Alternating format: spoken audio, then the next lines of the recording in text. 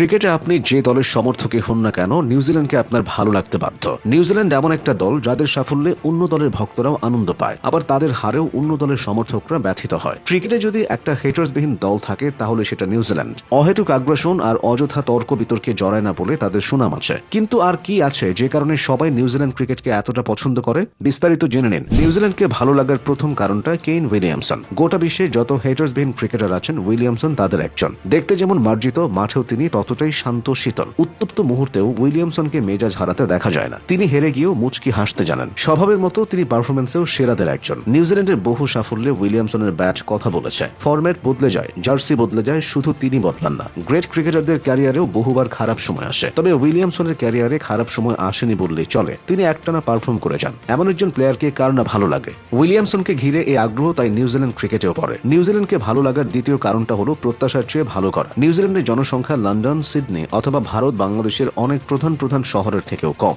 দেশটির প্রধান খেলা রাগবি, তাই ক্রিকেটকে ঘিরে দেশটিতে উপমহাদেশের মতো উন্মাদনা দেখা যায় না। এত কম প্রত্যাশা ও কম জনসংখ্যা নিয়েও তারা যেভাবে ক্রিকেট খেলে সেটা সবাইকে মুগ্ধ করে। প্রতিটি বৈশ্বিক আসরের আগে বেশিরভাগ মানুষ নিউজিল্যান্ডকে ফেভারিটের তালিকায় রাখে না। ভারত, অস্ট্রেলিয়ার ভিড়ে কিউইদের নিয়ে আলোচনাও হয় খুবই কম, কিন্তু দিন শেষে দেখা যায় তারাই সেমিফাইনাল অথবা ফাইনাল খেলছে। এছাড়া আইসিসি প্রকাশিত র্যাঙ্কিংয়েও সব ফরম্যাটে সবসময় উপরের দিকে থাকে দলটি। কিউইদেরকে ভালো লাগার তৃতীয় কারণটা গুরুত্বপূর্ণ মুহূর্তের কিছু হার। হ্যাঁ, ভুল শোনেননি। অনেকগুলো বৈশ্বিক আসরের ফাইনালে এবং সেমিফাইনালে হেরে বিশ্বের বহু দেশের সমর্থকদের সমবেদনা পেয়েছে দলটি। বিশেষ করে 2015 ওয়ানডে বিশ্বকাপ, 2019 ওয়ানডে বিশ্বকাপ এবং 2021 টি-20 বিশ্বকাপে দলটি ফাইনালের মঞ্চে হেরেছে। শিরোপার কাছে গিয়ে বারবার ফিরে আসাটা কিউইদের যতটা কষ্ট দিয়েছে, অন্যান্য দেশের সমর্থকদেরও ঠিক ততটাই ব্যথিত করেছে। 2019 বিশ্বকাপে তো ট্রফি ছুতেও ছোঁয়া হয়নি নিশাম গাপটিলদের। তাদের জন্য এই সমবেদনা বিশেষ ভালো লাগায় রূপ নিয়েছে। তাই নিউজিল্যান্ড একবার হলেও বিশ্বকাপ জিতুক, এমনটা চায় অনেক ক্রিকেট ভক্ত। কিউইদেরকে ভালো লাগার চতুর্থ কারণটি তাদের আচরণ। অতিরিক্ত আগ্রাসনের জন্য যে বিরাট কোহলিকে নিয়ে সমালোচনা হয়, সেই কোহলিও কিউইদের বিপক্ষে শান্ত থাকেন। কোহলি একবার বলেছিলেন, ওদের সাথে খেললে, অর্থাৎ নিউজিল্যান্ডের সাথে খেললে প্রতিশোধের কথা ভাবা যায় না, ওরা খুব ভালো। এই খুব ভালো লাইনটা শুধু বলার জন্য বলা হয়নি, কিউই ক্রিকেটাররা তাদের কাজেও সেটা প্রমাণ করেছেন। 2014 সালে প্রাণ হারিয়েছিলেন অজি ব্যাটসম্যান ফিল হিউজ। তার 24 ঘন্টা পর পাকিস্তানের বিপক্ষে একটি টেস্ট ম্যাচ খেলতে নামে নিউজিল্যান্ড। হিউজ প্রাণ হারিয়েছিলেন শন অ্যাবোর্টের ভয়ঙ্কর এক বাউন্সারে। সেজন্য ওই ম্যাচে নিউজিল্যান্ডের কোনো বোলার একটা বাউন্সারও করেনি।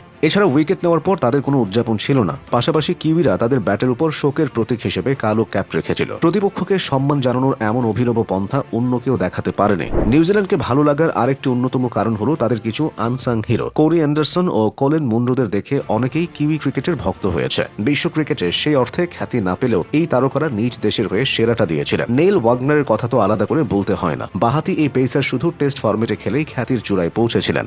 মাঠে এসব ক্রিকেটারদের নিবেদন ছিল অন্য পর্যায়ের। নিউজিল্যান্ড ক্রিকেটকে ভালো লাগার জন্য এই কারণগুলোই তো যথেষ্ট।